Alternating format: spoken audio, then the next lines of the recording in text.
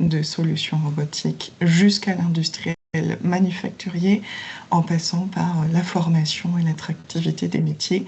On fédère plus de 200 entreprises sur tout le territoire français et on anime toute cette filière dans la joie et la bonne humeur avec un certain nombre d'événements, de formations et au cœur de nos sites d'implantation qui sont dans les Pays de la Loire et puis en Normandie. Avec le centre technique, notre but, c'est vraiment d'aller apporter en fait notre expertise notre expertise sur la robotique industrielle au plus près des industriels manufacturiers pour leur permettre en fait de sauter la marche de la robotique. Et ça passe en fait par tout un panel de services, de l'audit de l'étude de faisabilité, du prototypage dans notre usine pilote à La Roche-sur-Yon et notre Tech Lab au Havre, et beaucoup de formation.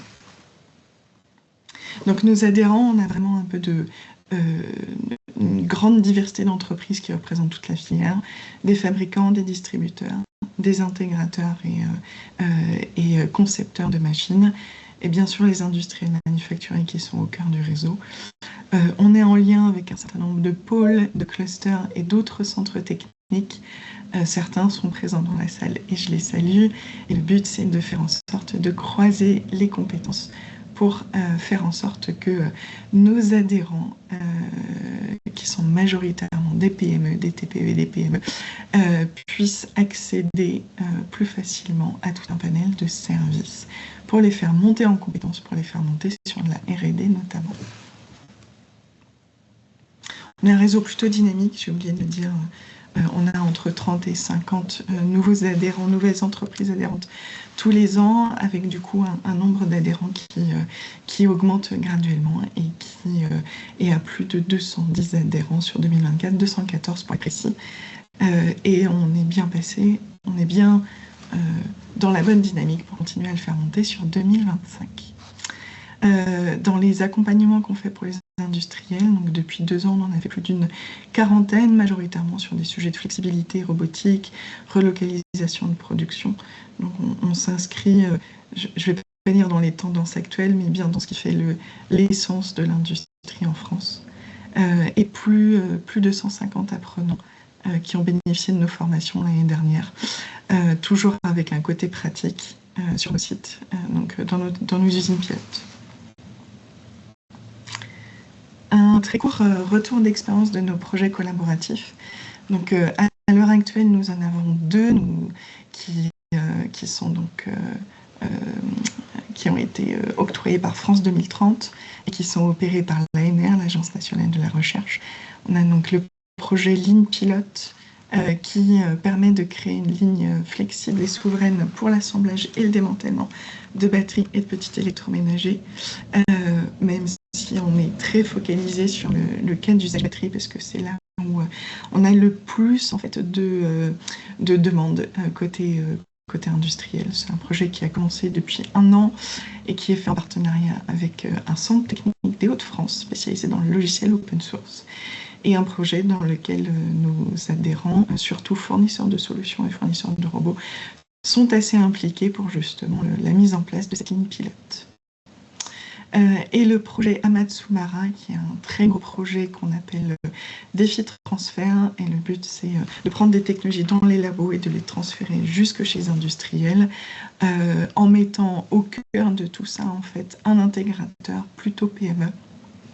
Et donc on a vraiment pris toutes les forces vives de Proxinov pour monter Amatsumara. On est allé chercher les cas d'usage industriel, donc du groupe Brillant et de Naval Group. On est allé chercher un intégrateur, on est allé monter en fait tout ça avec le laboratoire, le LS2N à Nantes, l'IRT Jules Verne également, et puis Capacité, pour faire en sorte de mettre en compétition 4 grands types de technologies, et à la fin du projet de pouvoir choisir la combinaison gagnante de technologies qui sera ensuite industrialisée. Voilà. Et donc dans nos actions à long terme se situe aussi le fait de vous acculturer sur ces projets France 2030 et de faire une veille assez importante sur les différents dispositifs pour pouvoir remonter avec vous. Voilà. Je vais maintenant laisser la parole à notre invitée du jour, Catherine Simon, pour nous présenter voilà, cette étape 2 de la stratégie robotique française. Catherine, c'est à toi. Bonjour, du coup, moi je suis ravie de faire ce webinaire avec Proxinov. Donc c'est la première fois que je me lance dans une présentation de l'étape 2 de la stratégie nationale robotique et puis pour vous parler de lancement de dispositifs, notamment 2 dispositifs, un AMI robotique et un appel à projet. Je vais expliquer la différence qui s'appelle Pionnier de l'IA. Je fais comme ça pour que tu changes le slide. On est dans un contexte assez particulier sur la robotique, déjà un contexte d'intensité concurrentielle assez agressive, voilà, avec, et très dynamique, hein, il y a les deux, agressive et dynamique. Donc on a les géants du digital qui mobilisent des investissements pour rentrer dans le hardware, hein, ils voient ça comme du physical AI. On va avoir des nouveaux entrants parce que c'est aussi une opportunité d'avoir des nouveaux entrants qui rentrent dans le top 10 mondial. Donc, j'espère qu'il y aura parmi ces nouveaux entrants quelques entreprises françaises et européennes. La Chine, de son côté, pour parler différence continentale, la Chine, elle est en déploiement massif de robots industriels à un très bas prix, limite du dumping. À la fois, elle les fabrique en masse pour ses besoins nationaux, mais aussi elle vient en conquête des marchés européens et notamment avec des filiales ou des succursales commerciales ou de distribution en France, en Italie et en Allemagne, qui sont les 3 grands pays in fine, qui, pour la robotique en Europe. Et puis, d'un autre côté, on a la présidence de Trump et ses menaces de droits de douane ou ses droits de douane effectifs qui stressent et les Chinois et les Japonais et les quelques Européens et qui font qu'on a quand même les Japonais qui viennent avec, et la Corée, qui viennent avec des offres plus agressives sur les prix, moins que celles des Chinois, mais quand même assez importante baisse dans les prix des robots pour conserver leur volume qu'ils perdent progressivement, etc. L'autre contexte qui est potentiellement plus positif, hein, c'est cette convergence avec l'intelligence artificielle. Ce n'est pas nouveau, l'intelligence artificielle dans la robotique, je sais, mais c'est cette nouvelle intelligence artificielle qui booste complètement la robotique. Et je remercie tous les jours l'intelligence artificielle de remettre la robotique sur le devant de la scène, en tout cas au gouvernement. Et ce n'est pas que, hein, parce que l'intelligence artificielle et autres boostent aussi des innovations dans les autres domaines, les domaines des matériaux, des batteries, des réseaux de connectivité, des capteurs, de l'électronique, voilà, il y en a de partout. Et on a cette accélération incroyable d'innovation dans des domaines connexes à la robotique qui amène cette dynamique dont je crois qu'il faut qu'on profite. Et voilà, donc la robotique, c'est ce que d'autres appellent la physical AI, hein, mais elle apporte une dimension essentielle à l'IA de perception et d'action sur le monde physique que n'a pas la partie purement logicielle.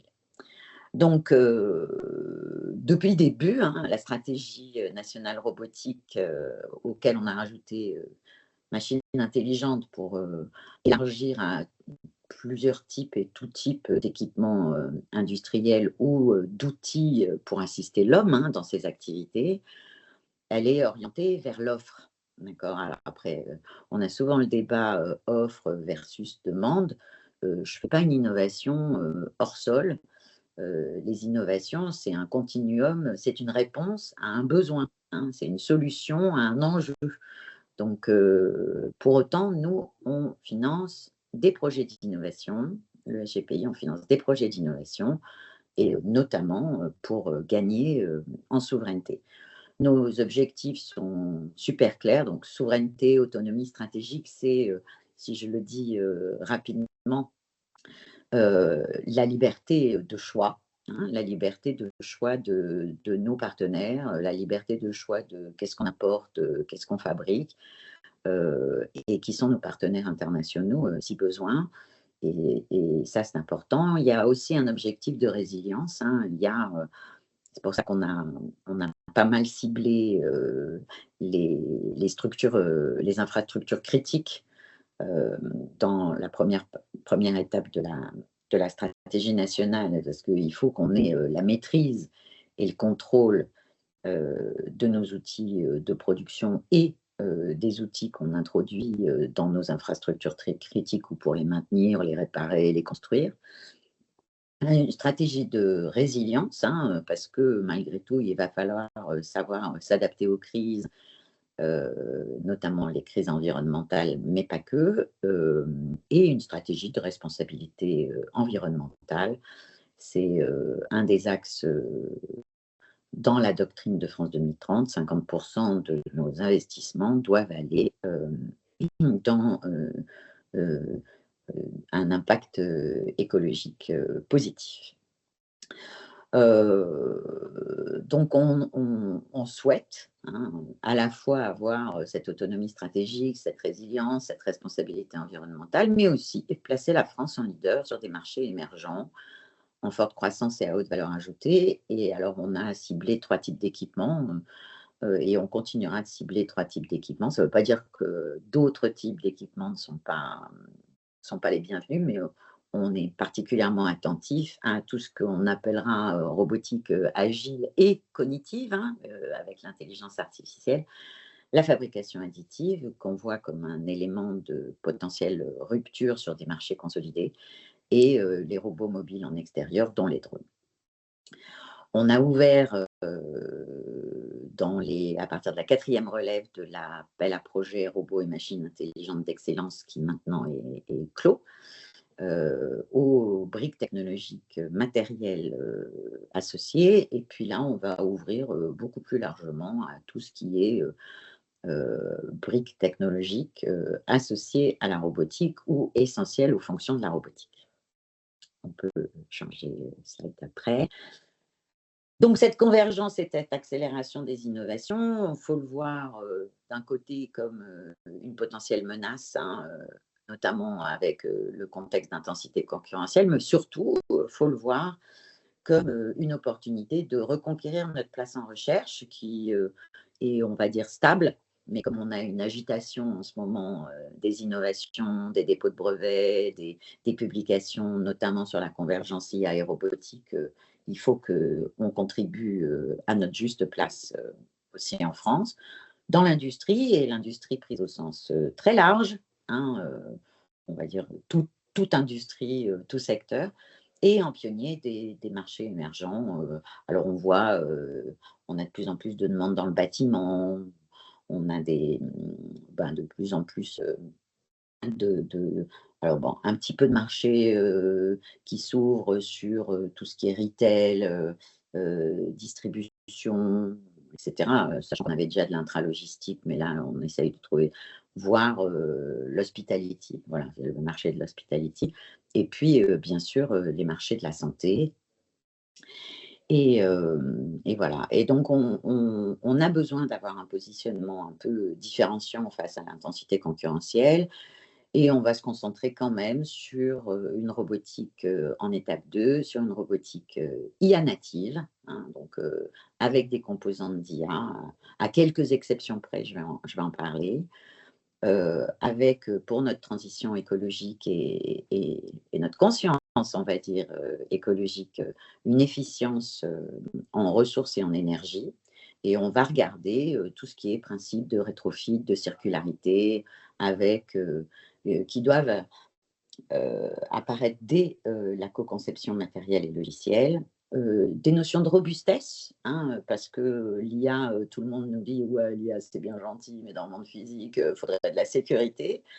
Et sécurité physique, certes, mais aussi cybersécurité. Et puis, la robustesse, c'est aussi de la durabilité. Les robots, a priori, quand ils sont bien faits, ils ont une durée de vie très, très longue et il faut faire attention dès la conception à ce que les composants qu'on introduit dans nos vecteurs et qui ont une durée de vie potentiellement plus courte que la partie physique et matérielle soient accessibles, remplaçables, de façon correcte, un petit peu comme le Fairphone. On doit commencer à réfléchir au Fair robot. Et du coup, ça me fait la ligne d'après, hein, modulable, reconfigurable, reprogrammable, interopérable. Et ça, c'est une réflexion qu'on a pas mal avancé avec certains fabricants de robots, pas qu'on en ait des tonnes, mais avec certains fabricants de robots, de se dire que parfois on fait de la robotique médicale avec des vecteurs qui ont des capacités de grosse cadence.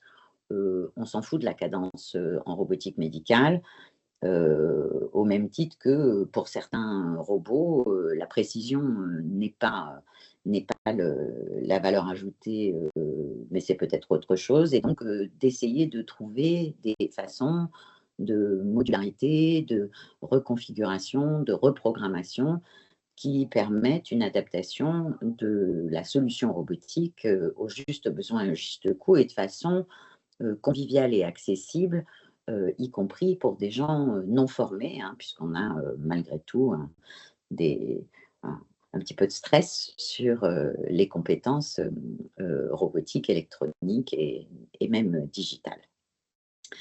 Donc voilà, donc on va se concentrer sur IA native, efficience en ressources et énergie, robuste, adaptable, hein, on va le dire que c'est comme ça, et convivial. Et l'IA nous permet de travailler ces interfaces conviviales.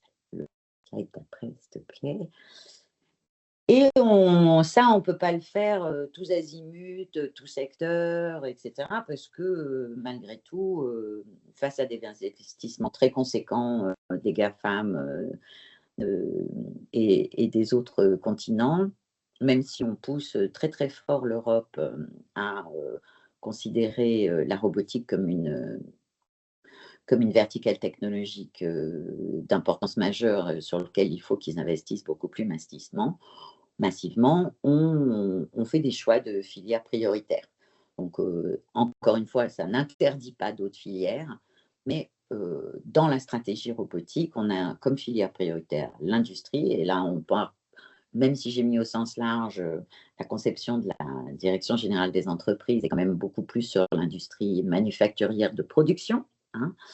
Les infrastructures, et j'ai mis les bâtiments dans les infrastructures, les applications de sciences dures, et là je peux expliquer un petit peu mieux. On voit par exemple qu'il va y avoir une multiplication par 10 à peu près dans les 5 prochaines années des progrès de la biologie grâce à l'intelligence artificielle. Ces progrès de la biologie, il y a AlphaFold qui est un exemple qui vous fait une liste de molécules possibles, etc. À un moment, ces molécules, il va falloir les caractériser, il va falloir les produire, il va falloir les rendre tangibles et concrètes. Ce n'est pas juste une liste. Voilà. Et donc, pour ça, on va avoir besoin de réinventer éventuellement les outils pour nos laboratoires biologiques, la production au niveau de la cellule, de la molécule. Et c'est une attention particulière qu'on peut avoir sur les sciences dures qui sont en train d'aller de l'avant, très boosté par l'intelligence artificielle. On ouvre à la dualité civile-militaire et à la sécurité civile qui a des besoins avérés. Et l'Europe également travaille à cette ouverture des programmes Horizon Europe et Digital Europe à une dualité civile-militaire, ce qui est une grosse nouveauté. On est dans un monde un peu chaotique. C'est pas mal de faire ça. Et puis, le côté défense, comme sécurité civile, a des exigences qui nous permettent de monter dans de la technologie avancée, quitte à dégrader les solutions par une adaptation pour des marchés plus civils. Mais ça nous permet d'aller sur de la brique technologique très avancée parce qu'ils ont des exigences très contraignantes et très particulières.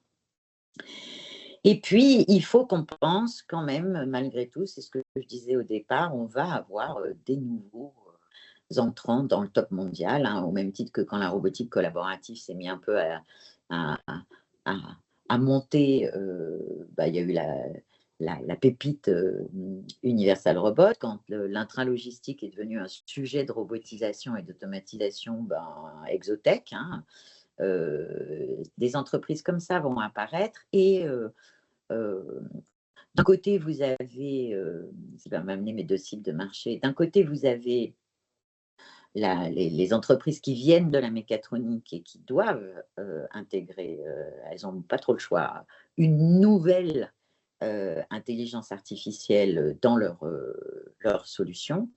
Et d'un autre côté, vous avez ces boîtes d'intelligence artificielle qui n'ont pas franchement de principe ou de fondement sur la partie physique et qui du coup ne s'interdisent pas un certain nombre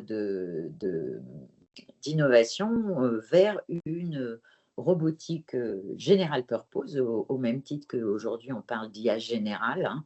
On va pouvoir peut-être parler de robotique générale. En tout cas,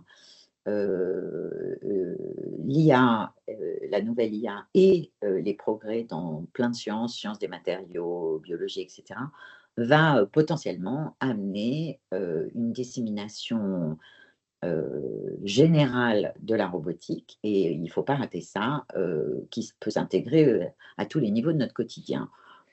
À minima, il me semble qu'on peut commencer à réfléchir à équiper des artisans, des TPE, l'éducation, voire des applications grand public, le robot couteau suisse, low-tech et open source, s'il vous plaît. Donc, on va, en plus de ces choix de filières prioritaires, travailler deux champs et deux cibles de marché, parce que c'est deux grandes tendances qu'on ne peut pas ignorer. La première qui est dans la lignée avec une accélération des innovations d'une robotique qu'on connaît, hein, la robotique industrielle, la robotique de service, qui fait des progrès, qui peut faire des progrès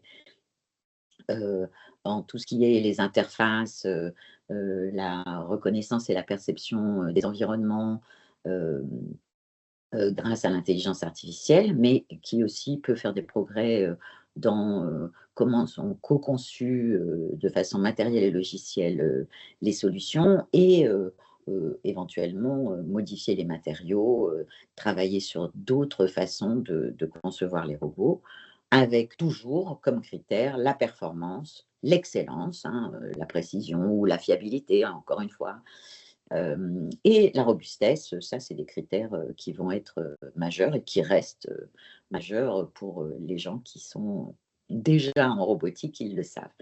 Et puis, cette deuxième cible de marché dont je parlais, qui est plutôt, et nous on va regarder ça, open source et low-tech. Je suis trop fière de mettre le mot low-tech dans une présentation du SGPI. Alors, low-tech, c'est pas juste dire il n'y a pas de tech, hein. Le low-tech, c'est quelque chose qui est avec des interfaces très simples, la maintenance et la réparation qui soit facile, un coût adapté, hein, à une dissémination et une diffusion plus large. Donc, on va être attentif à cette nouvelle robotique plus généraliste qui potentiellement va devenir. Alors, beaucoup pensent que cette robotique générale, elle sera plutôt sous la forme des humanoïdes. Côté SGPI, on pense qu'il y a moyen de fournir des outils d'automatisation et d'assistance aux activités de l'homme avec des produits beaucoup moins complexes et qui du coup amène des prix plus bas et une facilité d'usage et une Oui, allô, bonjour. accessibilité Je vous ai appelé la importante. semaine dernière pour pouvoir m'inscrire, permis bateau. Comment? Alors, Je vais essayer de trouver le micro. ça C'est y est, bon, il l'a c'est bon. permis. Merci. Et donc, on peut changer de slide. Après, c'est pas mal le permis bateau. Merci. Et donc, alors, j'ai mis il faut répondre, s'il vous plaît, un peu au milieu, là, avec un petit smiley. S'il vous plaît, répondez-moi. Voilà. Donc, on va lancer là. J'étais en train avant le webinaire, de remplir un formulaire démarche simplifiée que je vais essayer de poster, on va dire, d'ici le début de la semaine prochaine. On lance un appel à manifestation d'intérêt. Qu'est-ce que c'est un appel à manifestation d'intérêt par rapport à un appel à projet? Un appel à projet, c'est un cahier des charges précis, validé par tous les ministères et le Premier ministre, publié au journal officiel et qui donne lieu à des financements avec un budget qui est prédéfini, un budget global pour financer des projets avec un budget prédéfini que nous, on met en œuvre. Un appel à manifestation d'intérêt ne donne pas lieu à des financements. Je le dis très clairement. En revanche, moi, je veux lancer cet appel à manifestation d'intérêt et les ministères qui m'accompagnent dans le pilotage de la stratégie robotique sont d'accord parce qu'on veut lancer des appels à projets, mais on veut pouvoir les dimensionner, faire le cahier des charges de manière à ce que les projets de l'écosystème qui nous remontent soient éligibles, rentrent dans nos cadres. Parce que souvent on se dit ah là là, mais on a mis ça dans le cahier des charges et du coup ce projet n'est pas éligible parce qu'il ne rentre pas dans le cadre du cahier des charges et on est bien embêté parce qu'on a envie de le financer quand même. Et ça, nous, on ne peut pas hein, quand ce n'est pas éligible au cahier des charges. Voilà. Donc on veut préparer avec vous dans une démarche bottom-up, si je peux dire, quels sont les projets de l'écosystème dans le cadre de la stratégie étape 2 que je viens de définir, hein, un peu plus via native, des projets premium, mais rétrofit, économe en ressources et compagnie.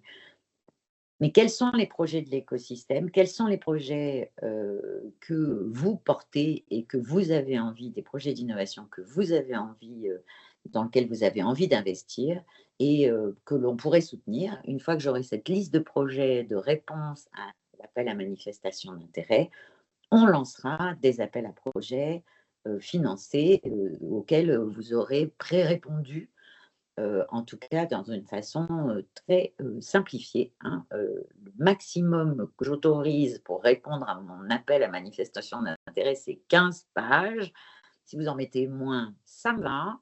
Il faut qu'on sache juste de quoi vous parlez, à quel enjeu vous répondez, qui sont les partenaires avec lesquels vous avez envie d'investir, et vraiment un bref descriptif de ce projet et éventuellement le budget associé, de manière à ce que moi, quand je vais demander de lancer un appel à projet, je puisse dimensionner le financement de cet appel à projet pour financer les projets qu'on a envie de financer, en fait, hein, ou qui intéressent la stratégie. Donc, on lance cette AMI a priori la semaine prochaine. J'ai tous les textes qui vont bien. Il faut juste que je les mette sous un URL auquel vous puissiez accéder. Et on a besoin que vous répondiez pour qu'on recense les projets d'investissement et en innovation de l'écosystème et qu'on puisse derrière lancer des appels à projets qui finalement vous financent les projets que vous nous aurez proposés de façon très succincte, encore une fois.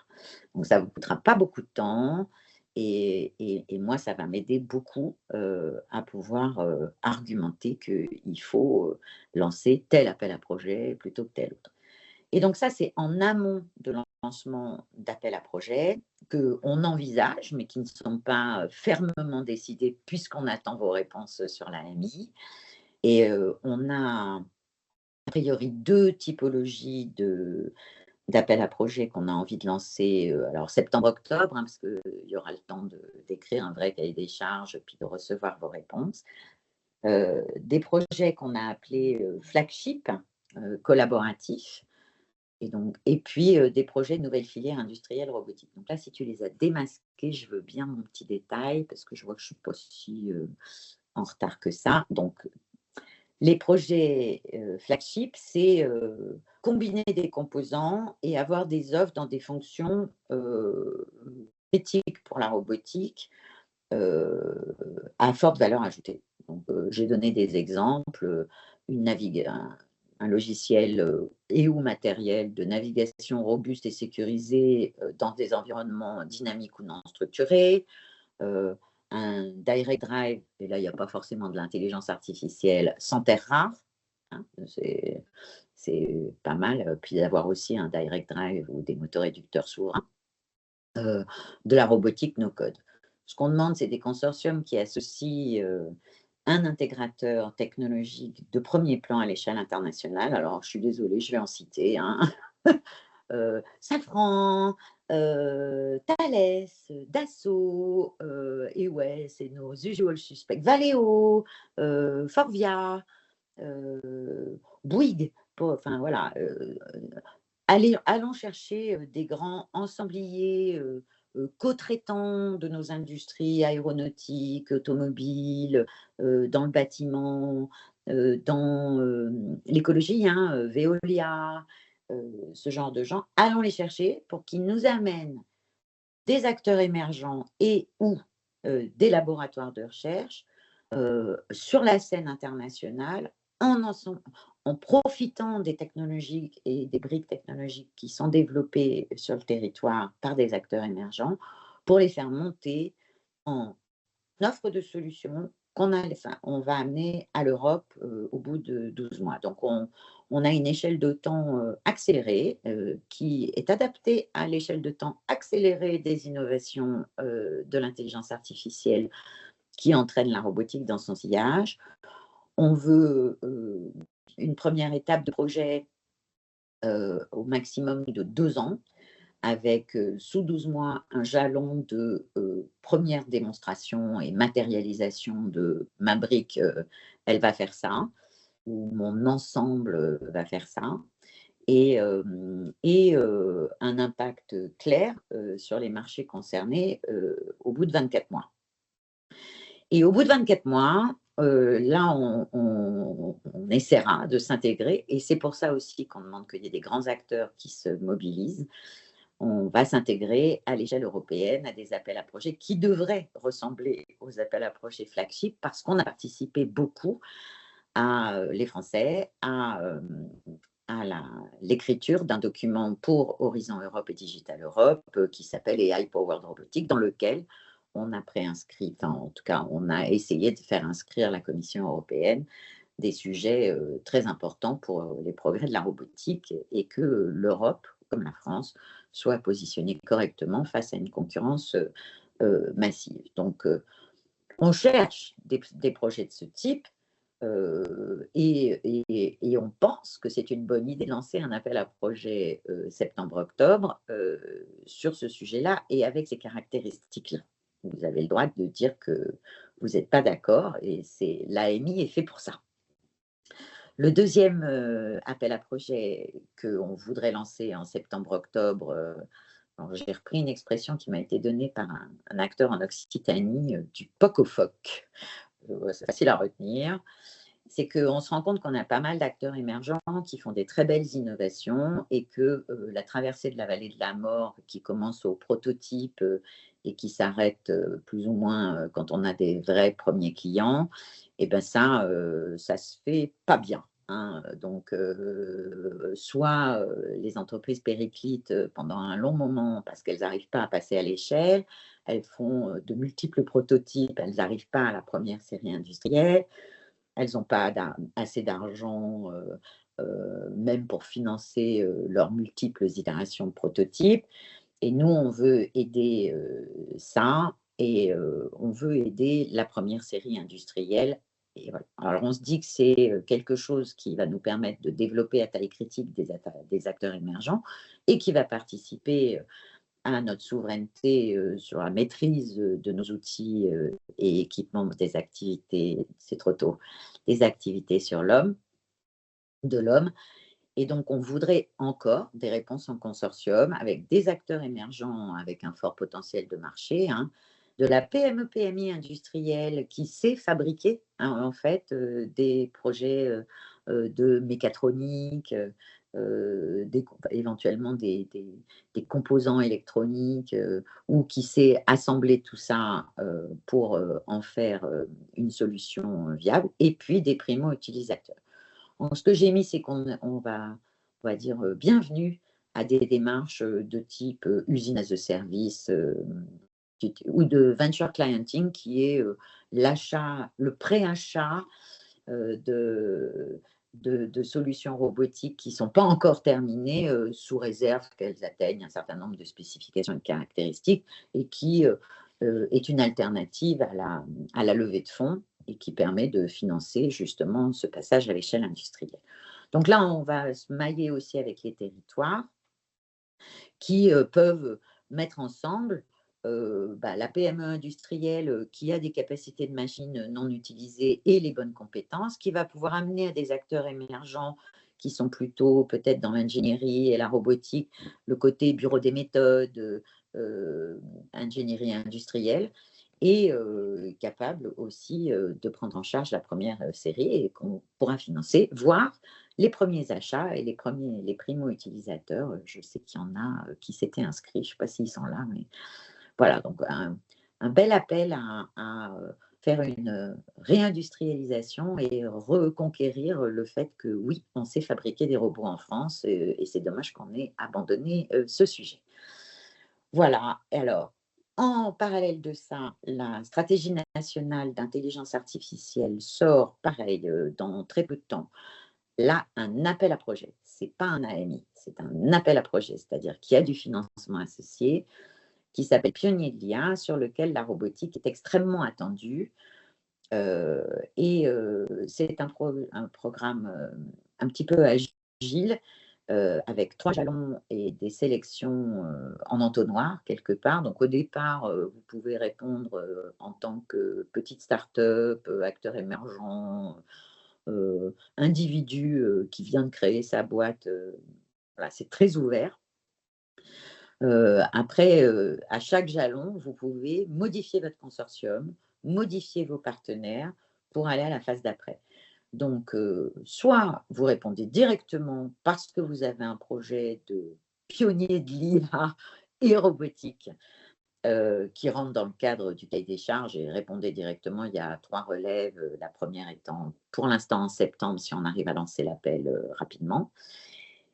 Mais il y en a 3, donc il y a le temps de répondre. Soit vous ne vous sentez pas forcément, vous pouvez rentrer dans Pionnier de l'IA dans la phase 2 et la phase 3 de projets qui ont été un peu financés dans les premières phases, en vous joignant à un consortium, où vous pouvez regarder ce qui se passe sur Pionnier de l'IA, et je ferai des informations régulières sur les projets qu'on finance.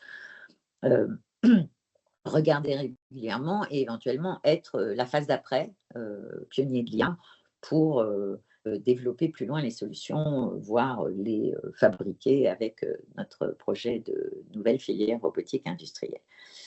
Donc après, il y a plein de détails. J'enverrai des docs pour que Jade et les autres clusters et structures intermédiaires et plateformes puissent diffuser ça. Mais soyez attentifs, on va sortir ça là, avant le 14 juillet, ça c'est sûr. Et après, pour l'AMI, vous aurez jusqu'au 22 août, parce qu'on veut lancer nos appels en septembre ou en octobre. Donc, désolé de vous faire. Après, en général, les gens ne prennent pas 2 mois de vacances, donc, et c'est 15 pages. Donc, ça devrait le faire. Et on relèvera au fil de l'eau, puis j'essaierai de vous répondre, parce que moi, finalement, une semaine de vacances, ça va bien. Et je conclus, je crois. Et ben voilà. Et c'est un peu tout ce que je voulais vous dire. J'ai quand même été trop longue. Désolée. Et donc, je suis à votre dispo pour répondre à vos questions. Merci beaucoup, Catherine. On est encore dans les limites du webinaire. Merci pour cette présentation très claire et très exhaustive. Y a-t-il des questions dans la salle? Vous pouvez les poser en levant la main, vous pouvez les poser dans la conversation. Oui, Manon de Perception 4D. Oui, bonjour. Pour l'appel machine intelligente, l'appel précédent, c'était explicitement dit que les sujets purement logiciels étaient exclus. Est-ce que c'est toujours le cas? Non. Voilà, maintenant c'est tout ouvert. Super, merci. C'est une excellente nouvelle. Oui, c'est tout ouvert. Après, potentiellement, on vous réorientera vers la partie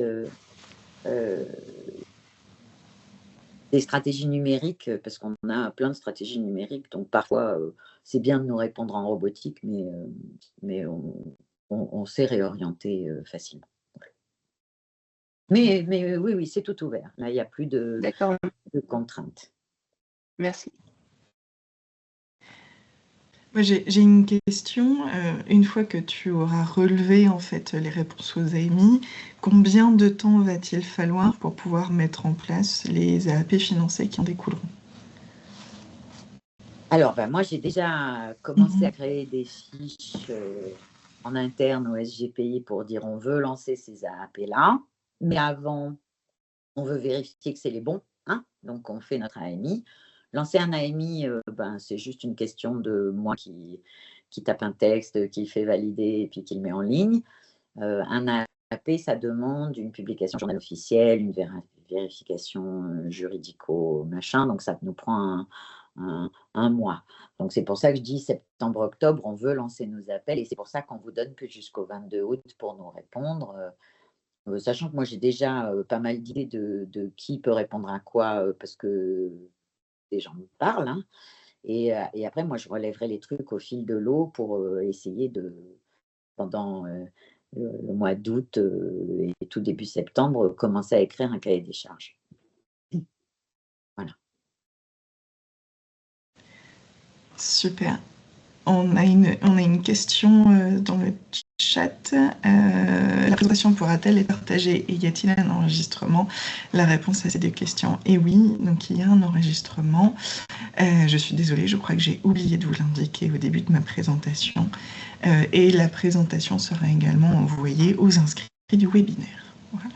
Et puis moi, j'enverrai, parce que ça y est, je l'ai fini hier soir un peu tard. Le PDF qui présente de façon beaucoup plus large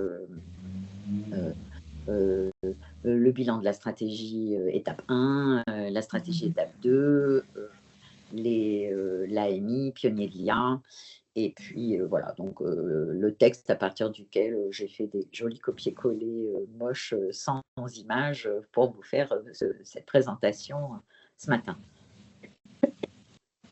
Super. D'autres questions parmi les participants? Alors moi j'en ai une, donc je ne sais pas s'il y a des gens qui voudront répondre, mais est-ce que vous voyez d'autres types de projets qui rentrent dans aucune des deux cases que j'ai essayé de définir, ou des trois cases que j'ai essayé de définir, donc pionnier de l'IA,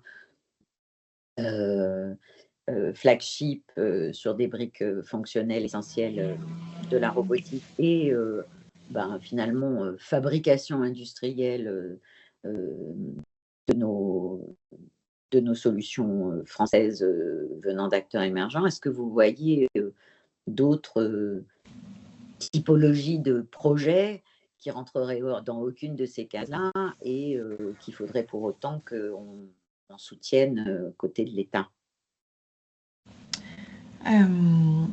Moi, j'avais une question qui tournait autour de la valorisation des compétences, l'attractivité des métiers autour de la robotique, etc.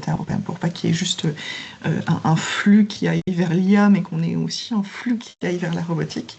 Est-ce qu'il y a quelque chose qui est pensé pour?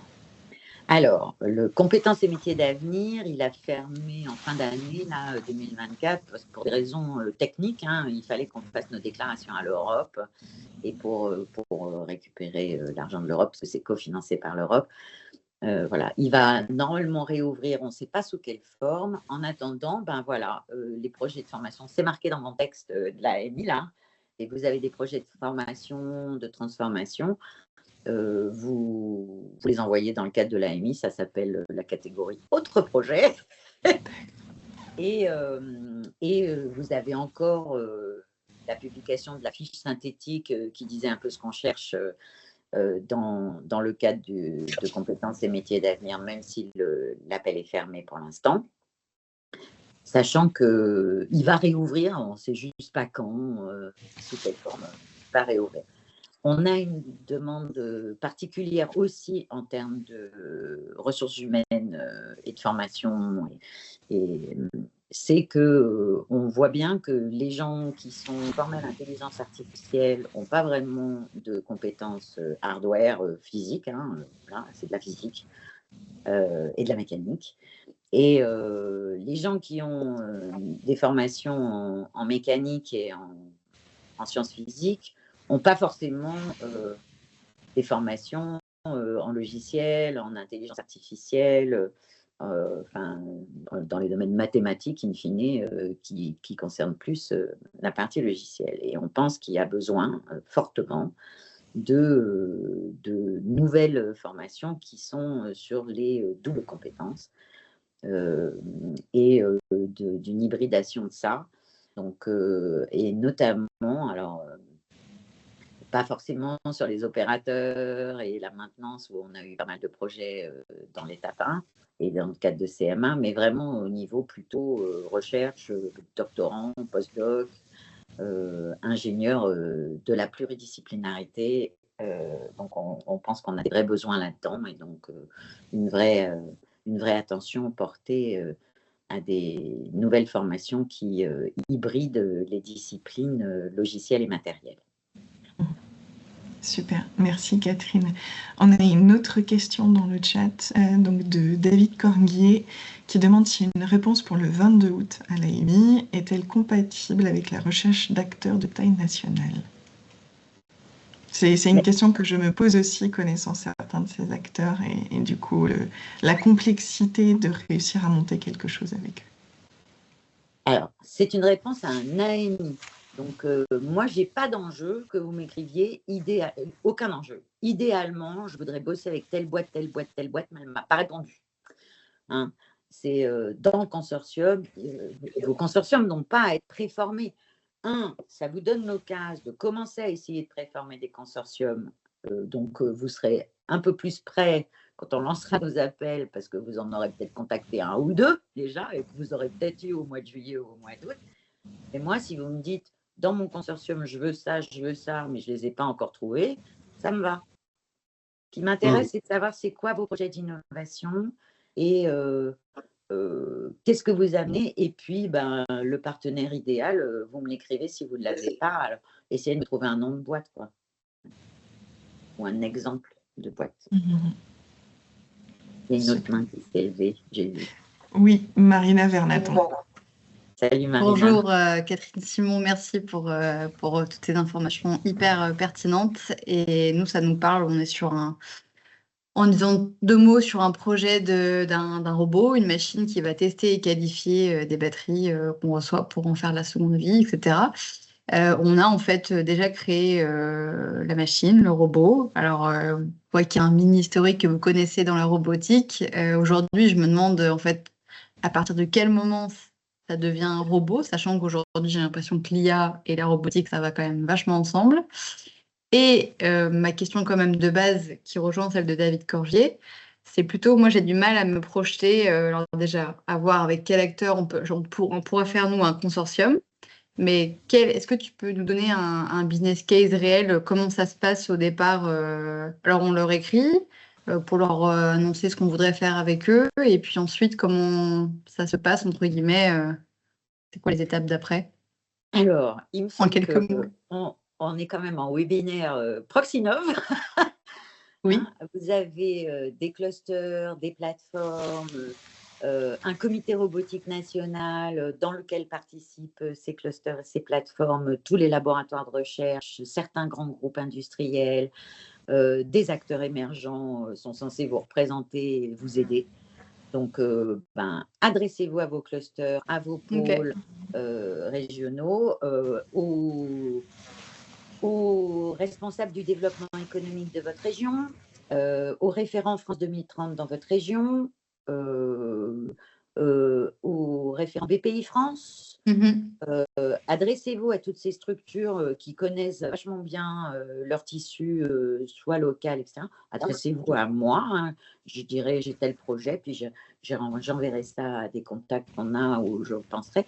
Je peux te donner un exemple, je ne sais pas si je peux te donner un exemple précis de l'Occitanie, parce que c'est malvenu, mais j'ai une PME pour nouvelle robotique industrielle. J'ai rencontré une PME qui fait des prototypes d'un acteur émergent en robotique avec le directeur de on va dire, du développement économique de la région. Et ben, lui, il monte un projet avec trois acteurs émergents qui veulent passer à la série industrielle.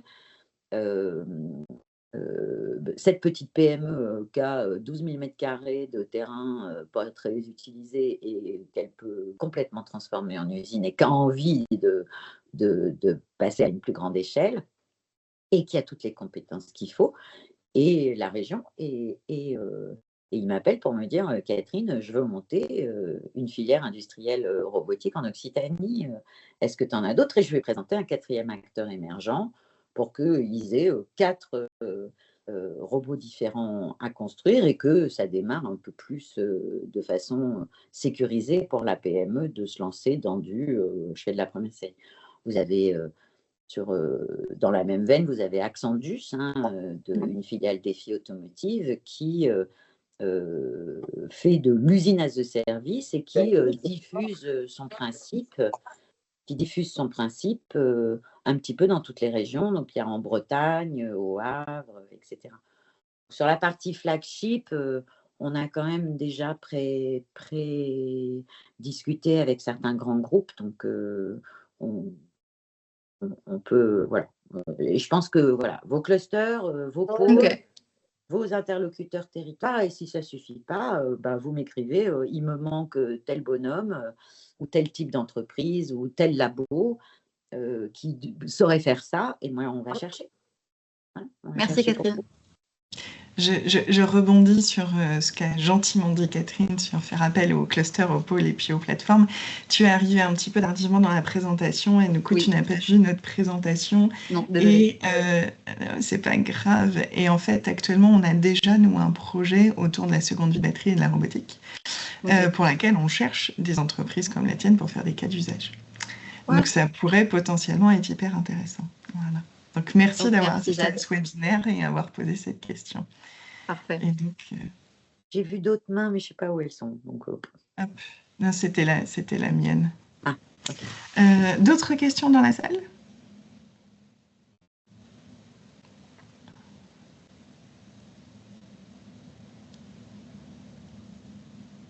Ça veut dire que j'ai été claire. Hein, mais oui, très bien, très clair.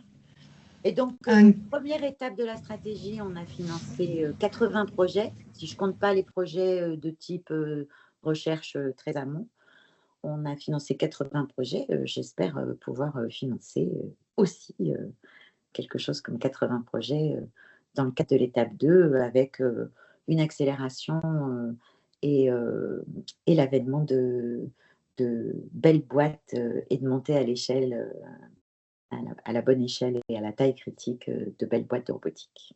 Et de leurs briques technologiques, de leurs composants logiciels ou matériels. Voilà. En tout cas, à votre disposition, c'est marqué. Et puis, vous avez mes coordonnées, il ne faut pas hésiter. Après, j'ai 260 emails non lus. Je les fais descendre tous les week-ends, mais ça remonte super vite. Donc, si je ne vous réponds pas, relancez-moi. N'hésitez pas. Voilà. Je suis au service de l'écosystème robotique et de faire matcher un peu ça avec les politiques d'État. Un très Merci très à grand vous. merci Catherine pour avoir accepté de faire ce webinaire sans que tout soit fondamentalement prêt dans cette deuxième étape. Et puis, prochaine date, le 22 août, et peut-être prochain webinaire pour présenter les prochains AAP en septembre ou en octobre. Voilà, et donc moi, dès que je les ai, hein, je diffuserai les URL de là où vous pouvez répondre à l'AMI et à Pionnier de l'IA d'ailleurs, dès que je les ai. Donc, probablement d'ici la fin de la semaine prochaine. Voilà. Super. Donc, un petit peu en amont, mais presque prête, presque prête. Voilà. Génial. Eh bien, merci à vous. merci Et à bon tous les appétit. participants. Bonne pause déjeuner et à bientôt. Merci. Au revoir.